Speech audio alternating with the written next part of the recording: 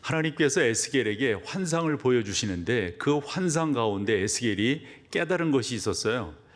소망이 없다는 거였습니다. 마른 뼈였고요. 그 가운데 그 어떠한 살 길이 없었습니다. 오늘 성경을 읽으셔서 알겠지만 하나님께서는 에스겔에게 마치 무덤을 보여주시고요. 그 무덤이 열리는 환상을 보여주셨습니다. 여러분, 무덤이 열리면 뭐가 있을까요? 그게 바로 당시 이스라엘 백성들의 형편이다 하는 겁니다. 이스라엘은 바벨론의 1차, 2차, 3차에 의해서 끌려가게 되는데 에스겔은 아마도 2차 때 바벨론에 끌려간 것으로 보여지고요.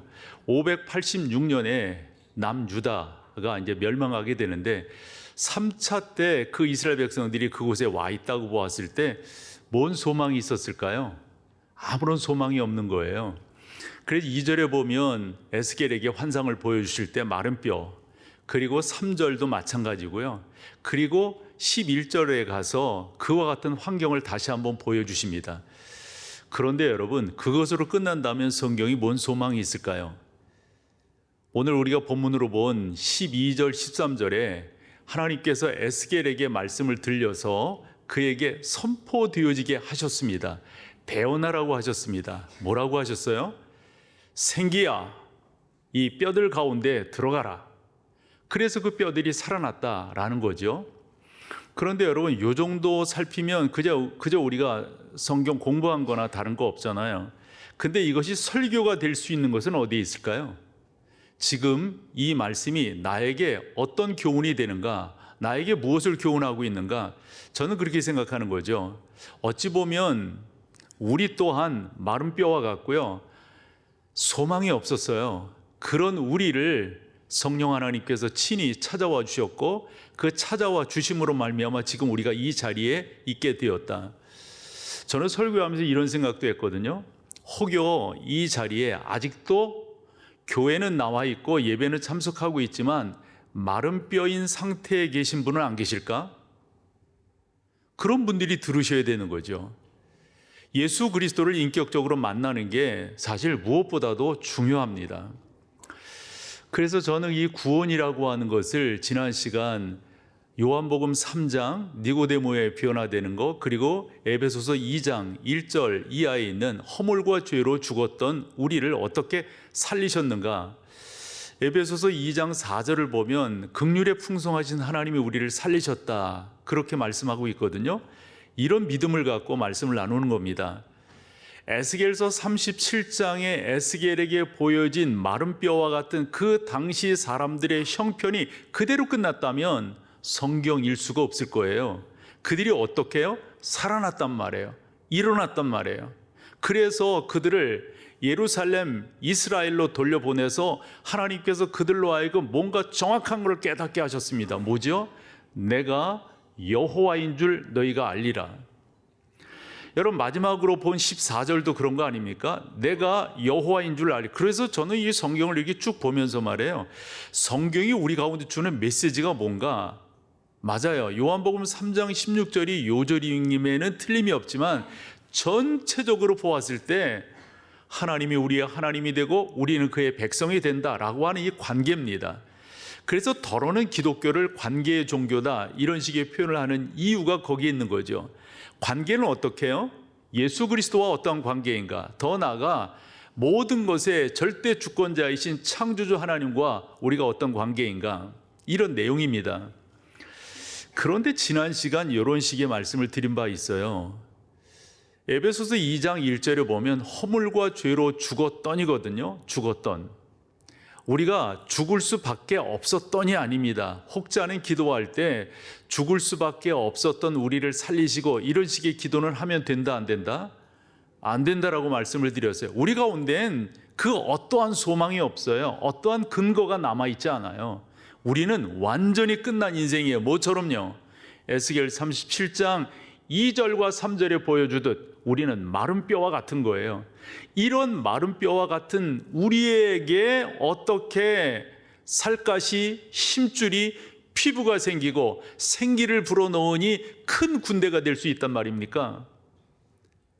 저희는 이와 같은 내용을 우리 가운데 적용을 해서 지금도 우리가 그저 이렇게 예배 드리는 것으로 끝나는 것이 아니라 하나님의 놀라운 은혜 가운데, 역사 가운데 우리가 나아가게 된다, 이런 말씀을 드린 바 있습니다. 그러면서 기독교가 이제껏 2000년간 이렇게 오면서 어림잡아서요, 이렇게 올 때 나름대로 큰 산맥이 하나 있다 그랬습니다. 그 산맥이 양분해 버렸어요.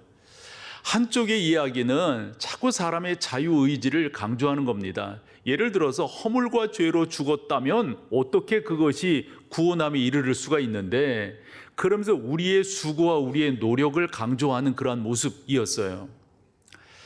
요즘 새벽 시간에 로마서를 보고 있는데, 오늘 로마서 이제 8장 그 중요한 그 28절 오늘 우리가 새벽에 봤단 말이에요.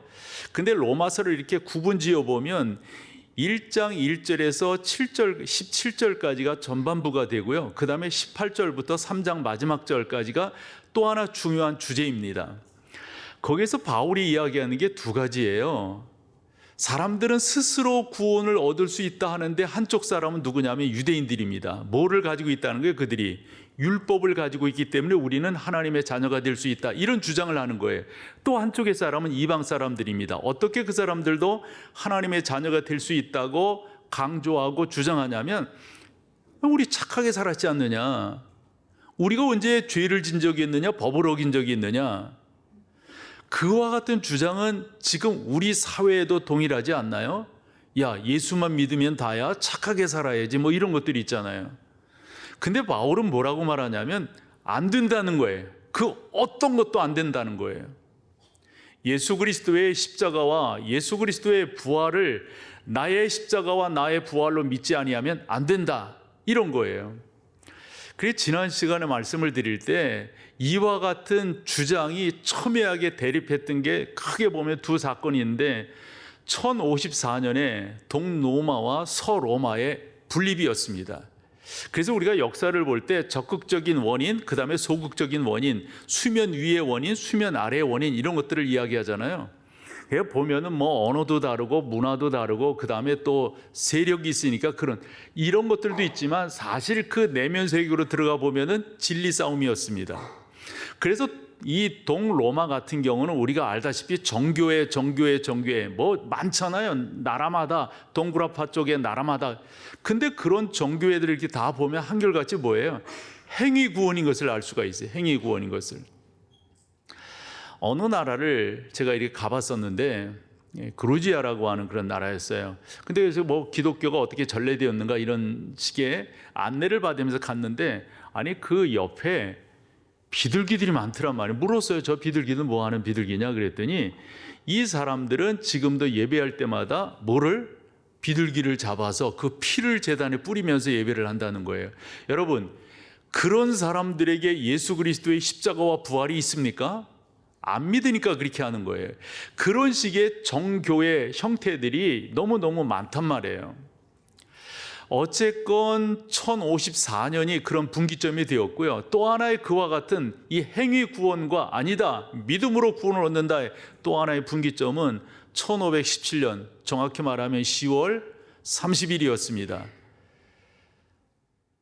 마틴 루터가 자기가 몸담고 있었던 비텐베르그 대학 게시판에다가 95개의 조항을 붙였어요. 그 질문이었습니다. 교황께서 그렇게 생각하신단 말입니까? 당시 독일의 추기경이었던 테첼에게 그렇게 질문하는 거, 추기경이신 테첼께서 정말 면죄부를 통해서 우리가 구원을 얻을 수 있다고 주장하시는 겁니까? 아닌 거예요. 루터도 그렇고 칼빈도 그렇고 계속해서 우리의 구원이라고 하는 것은 우리의 행위로부터 나오는 어떤 것이 아니라 이건 하나님의 절대적인 은혜다, 이것을 강조한다라고 말씀을 드렸습니다. 그러면서 두 사건을 이야기했었어요. 하나는 AD 360년에 이 펠라기우스라고 하는 사람이 태어났는데, 그 사람이 20살 되었을 때 로마에 법학을 공부하기 위해서 갔다가 예수 그리스도를 영접하게 돼요. 예수 그리스도를 영접하기 전에는 그런 것들이 안 보였는데, 예수 그리스도를 영접하고 봤더니 믿는다고 하는 사람들의 행태, 실체가 보이는 거예요. 이게 믿는 거야? 응? 이게 예수의 생명을 가졌다는 사람들의 행위인 거야? 맞아 이거? 이런 식의 질문을 하게 되는 거예요. 그러면서 이 펠라기우스라는 사람이 뭐를 이야기하게 되냐면, 구원이라고 하는 것은 우리가 어떻게 행동하느냐, 어떻게 우리가 행위로 나아가느냐, 이런 것들을 강조하게 됩니다. 그때 어거스틴의 하나님의 은혜에 대한 강조가 있었어요. 그래서 교회사로 본다면 펠라기우스와 어거스틴의 논쟁, 이렇게 이야기합니다. 뿐만 아니라 이 뒤를 이어서 계속 그런 논쟁들이 있다가 16세기에 화란의 신학자입니다. 이 아르미니우스라고 하는 사람, 우리 쉽게 표현하면 알미니안이라고 하는 이 사람이 또 펠라기우스의 주장을 좀 더 강조하기 시작합니다. 이때 다시금 아니다, 우리의 구원이라고 하는 것은 철저하게 하나님의 은혜로 된 것이다. 누가요? 칼빈이 강조하기 시작합니다. 여러분, 우리는 뭐를 믿는 교회예요? 우리는 뭐를 주장하고 있습니까? 아니, 여러분들은 어떻게 구원을 얻었다 믿고 있는 건가요? 그래서 제가 예로 든 것 중에 고린도전서 15장을 여러분들에게 예로 들었습니다. 그 15장 4절 이하에서 사도 바울이 이 구원이라고 하는 게 얼마나 귀한 것인가, 그리고 예수 그리스도를 만난다고 하는 게 얼마나 귀한 것인가, 그러면서 맨 나중에 만삭되지 못하여 난 자 같은 내게도 보이셨다는 거예요. 나는 사도 중에 가장 작은 자라. 나는 하나님의 교회를 박해하였으므로 사도라 칭함받기를 감당하지 못할 자니라. 그러면서 뭡니까? 그 다음 절로 가보세요. 그러나입니다. 그러나지만 그러나 내가 나된 것은 나의 수고와 나의 노력과, 맞아, 나 그런 사람이었는데 하나님이 나를 사랑하셔서 나를 사도로 세워주셨기 때문에 만삭되지 못하여 난 자 같은 나지만은 나 열심히 했어. 그거 강조하고 있나요? 여러분, 이게 맞는 거예요. 이게 뭐라고 말합니까? 그러나 내가 나된 것은 하나님의 은혜로 된 것이니, 뭔 말이에요? 나의 자랑거리가 아니라는 거예요. 나의 수고가 아니라는 거예요. 여러분, 우리 가운데 이 고백이 있어야 됩니다. 내게 주신 그의 은혜가 헛되지 아니하여, 그 다음 내가 모든 사도보다 더 많이 수고하였다. 열심히. 여러분, 바울만큼 수고한 사람이 어디 있겠어요? 그런데 그 다음에 뭐라고 말합니까? 내가 한 것이 아니요 오직 나와 함께 하신 하나님의 은혜로라. 저는 여러분과 같이 우리가 지금 이 자리에 있는 것은 나의 수고와 나의 노력과, 더러는 우리 부모님 때부터 신앙생활했기 때문에 내가 지금 이 자리에 있어, 이런 이야기하면 안 된다는 거예요. 나는 예수 그리스도, 그분의 십자가와 그분의 부활이 나를 살리신 복음인 것을 나는 믿어. 그러고 봤더니 어떤 현상이 우리 가운데 나타나는 겁니까? 나는 아무것도 아닙니다. 하나님의 사랑이, 하나님의 은혜가 아니었다면 나는 아무것도 아닙니다. 이 고백을 하는 거 아니에요? 여러분, 우리가 다 알다시피 정말 좋은 신앙, 귀한 신앙은 내려놓음의 신앙이라는 거 여러분 아시죠? 정말 귀한 신앙은 자기 부정입니다. 그런데요, 자기 부정이 있으면 일반적인 세상 가치 속에서 보면 이게 뭐야? 이러고 허탈해할 수밖에 없잖아요. 그런데 우리가 다 성령의 사람이기 때문에 나를 부정하면 부정할수록 그 감동은, 나를 부정하면 부정할수록 그 행복은, 나를 부정하면 부정할수록 나의 존재의 가치가 더 선명하게 나타나는 이유는 어디 있단 말입니까? 이게 하나님의 은혜입니다. 그러면 이와 같은 하나님의 은혜는 어떻게 되어지는 것이느냐? 그래서 지난 시간도 이 말씀을 여러분과 의미 있게 살펴보았습니다. 먼저 2절을 보면은 하나님께서 환상을 보여주세요. 에스겔에게. 완전히 소망이 없는 겁니다. 완전히 심이 많고 아주 말라버렸어요. 흔히 저 말라버렸다를 좀 시골 말로 이야기하면 말라 비틀어졌다, 이렇게 말해도 될 것 같아요. 그런데 저것으로 끝나지 않냐고 살 소망이 있습니다. 어떻게 살 소망이 있어요? 4절이었습니다. 4절을 보시면 너희 마른 뼈들아 뭐예요? 여호와의 말씀을 들을지어다.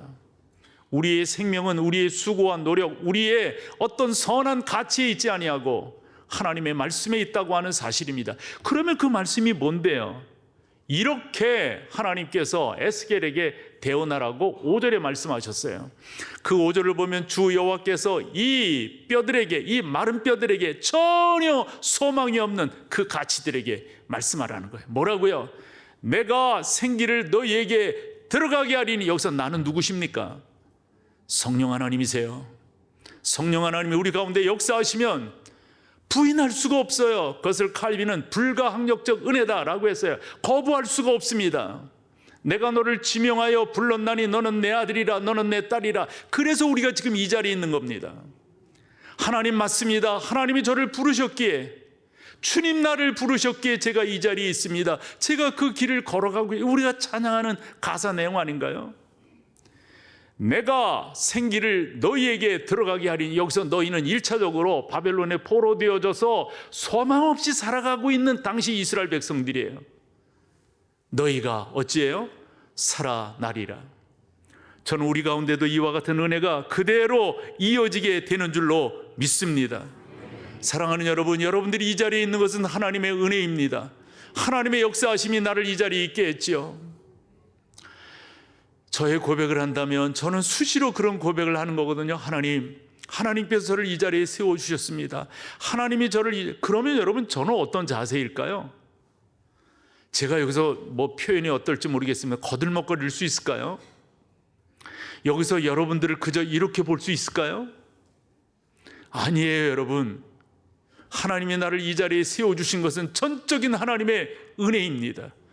여러분들은 누구신데요? 저에게는 여러분들이 너무 존귀하게 보이는 거예요. 내가 사랑하는 성도들에게 실망을 주면 안 되지. 내가 사랑하는 성도들을 주의 말씀으로 잘 양육하고 세워나가고 온전케 해야지. 이런 마음이 제 안에 드는 이유는 어디 있을까요? 제가 성령의 사람이기 때문인 줄로 믿습니다. 성령의 사람은 특징을 가지고 있어요. 성령의 사람은 살리려고 합니다. 함께 하려고 그럽니다. 성령의 사람은 그 가운데서 주의 은혜를 구하는 사람입니다. 우리가 아는 어거스틴도 처음에는 방황하는 사람이었습니다. 그의 어머니 모니카가 어떻게 아들을 살릴 수 있을까? 당시 암브로스 감독을 찾아갔습니다. 내 아들이 이렇다고, 내 아들이 이렇다고. 그러며 모니카에게 그 유명한 말을 했다는 거 아니에요? 기도하는 어머니의 자녀는, 자식은 망하지 않습니다. 그 어머니가 얼마나 공을 들였을까요? 암브로스 설교를 듣기 위해서, 암브로스 설교를 듣게 하기 위해서. 그리고 그 설교를 들은 다음 어거스틴이 변화하게 되었다는 게 우리가 일반적으로 알고 있는 내용입니다. 하나님께서 사람을 차별하지 아니하시고 때를 특정짓지 아니하시고 어느 때든지 부르셔서 지금 우리가 이 자리에 있다라고 저는 말씀을 드릴 수 있는 겁니다. 중요한 것은 여러분, 다른 무엇이 아니라 우리가 변화되는 것은 하나님의 말씀으로 이루어진다고 하는 사실. 오늘 본문 7절을 한번 같이 읽어보실까요? 이에 내가 명령을 따라. 여기서 나는 누구겠어요? 에스겔이죠. 누구의 명령을 따르는 걸까요? 성령 하나님의 명령을 따라서 대언한다. 이 대언한다고 하는 것은 주신 말씀을 그대로 선포하는 거예요. 그대로. 그럴 때 역사가 일어나는데 이 뼈, 저 뼈가 서로 들어 맞습니다. 그리고 연결이 됩니다. 그 다음 절로 가보면 살이 생기고 그 가운데서 놀라운 살아있는 역사가 일어나게 되는 것을 볼 수가 있습니다. 성령 하나님이 우리를 주관하시면 우리가 그와 같은 은혜 가운데로 나아가게 되는 거죠. 바람이 어디에서 불어왔는지 모르지만 여러분 한 분 한 분은 내가 변화된 사람이라고 하는 걸 느끼게 됩니다. 변화받은 사람의 가장 중요한 특징은 예배자가 되는 겁니다. 예배드리고 싶어 하는 겁니다. 하나님을 찬양하고 하나님을 높이는 일이 본인 자신에게 큰 기쁨과 감사가 되는 겁니다. 에스겔은 이 명령을 좇아서 그 백성들에게 선포하는데 이 선포도 환상입니다. 가망 없는 뼈들에게 하나님께서 너희를 살리신다. 다 말라 비틀어져 있는 뼈들에게, 그 당시 사람들이 그런 입장이었으니까 우리가 살 수 있다. 이렇게 전할 때 그 백성들이 큰 군대로 세워지는 것을 우리가 보게 되는 것 아니겠어요? 그래서 14절을 우리 좀 의미 있게 좀 같이 한번 읽었으면 좋겠어요. 같이 읽어보죠. 내가 또 내 영을 너희 속에 두어 너희가 살아나게 하고 내가 또 너희를 너희 고국 땅에 두리니 나 여호와가 이 일을 말하고 이룬 줄을 너희가 알리라. 여호와의 말씀. 알면 어떻게 하는 건데요? 저는 그냥 간단해요. 알면은 예배자가 되는 겁니다. 설교하는 목사인 제가 어떻게 해야 될 것인가 다시 한번 상고하게 됩니다. 목사로서 어떤 설교를 해야 될 것인가? 지난번도 그런 말씀을 드렸지만 저는 결심을 했어요. 당연한 것이지만 여러분과 조금 더 저도 지키고 우리도 지키기 위해서 말씀을 드려보면 다른 거 없어요. 하나님의 말씀입니다. 하나님의 말씀에 현대의 옷을 입히는 것, 설교자의 중요한 책무 중에 하나입니다. 하나님께서 우리를 이렇게 사랑하신다고 하는 것을 성경에서 마치 시골에서 옛날에 우물이 있었다면 그 우물에 물을 길어내기 위해서 두레박이 필요하잖아요. 목사는 그 일을 하는 사람이라고 생각해요. 그것을 길어서 여러분들이 마실 수 있도록, 광산이 있다고 보면 그 광맥을 찾기 위해서 광부들이 얼마나 수고합니까? 애씁니까? 목사는 그 일을 하는 거라고 생각을 합니다. 저는 계속해서 여러분들에게 하나님의 말씀을 증거할 거고 그 말씀만이 우리를 살릴 수 있다고 하는 분명한 믿음이 있으니까요. 저는 오늘 본문을 보면서 이 10절 한 절만 더 보고 여러분 이 설교를 좀 마칠게요. 10절을 한번 보여주시면은 이 말씀을 듣고 이 명령대로 어떤 역사가 벌어지냐면 같이 읽어봐요. 이에 내가 그 명령대로 대언하였더니 말씀을 전한 거예요. 그랬더니 생기가 그들에게 들어가매 그들이 곧 살아나서 일어나 섰는데 뭐예요? 좀 어색하지 않아요? 큰 백성이 되었다. 큰 무리가 되었다. 이게 어법상 맞지 않습니까? 근데 뭐가 되었다고요? 왜 군대라는 표현을 썼을까요?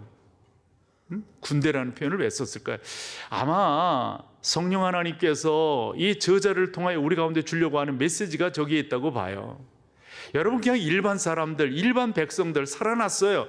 그러면 그 정도로 살 거예요. 그런데 군대는 뭡니까? 목적이 분명합니다. 목적이. 군대는 뭡니까? 이루어야 될 것이 있습니다. 군대는 뭡니까? 차지해야 될 것이 있습니다. 저는 이렇게 이해를 했어요. 우리가 그저 예수 그리스도 믿는 거 요걸로 끝내면 안 된다는 거예요. 이걸로 끝내지 말고 어떻게 해야 될까요? 여러분, 하나님이 나의 하나님이 되신다고 하는 것을 간증해야 돼요. 증거해야 돼요. 그걸 선포해야 된다고요. 그게 군대인 거예요. 그냥 그 정도로 사는 게 아니에요. 그 정도로 사는 게. 우리 주님께서 이 땅에 오셔서 제자들 그리고 사람들에게 해주신 말씀이 요한복음 10장 10절인데 이것도 보면은 참 놀라워요. 비교가 되고 있어요. 이 도적은 말이에요. 그러나 인자는, 당신은 어떻다는 거예요? 예를 들어서 도둑이 오는 것은 뭐예요? 도둑질하고 죽이고 멸망시키는 거, 이거 위해서 오는 거예요. 여러분, 우리가 그렇게 되려고 우리가 이 땅에 구원받은 이로서 사는 건 아니잖아요. 뭡니까? 내가 온 것은 여러분들을 군대로서, 여러분들이 하나님의 자녀로서 어떻게 서야 될 건가? 같이 읽어봐요. 양으로 생명을 얻게, 요 정도가 아닙니다. 뭐지요? 더 풍성히 얻게 하려는 것이라. 사랑하는 여러분들을 축복합니다. 요 정도로 머물러 있지 마시고 성령 하나님의 놀라운 역사들을 경험하여서 풍성함을 경험해서 그냥 여러분만 먹고 살지 말고, 우리가 청년 때 너무 많이 들었던 거예요. 나누자는 거예요. 나눠주자. 왜 배우느냐? 왜 그 자리에 가려고 하느냐? 왜 부자가 되려고 하느냐? 나누기 위해서예요. 그 풍성함을 경험하는 여러분 되시기를 축복합니다.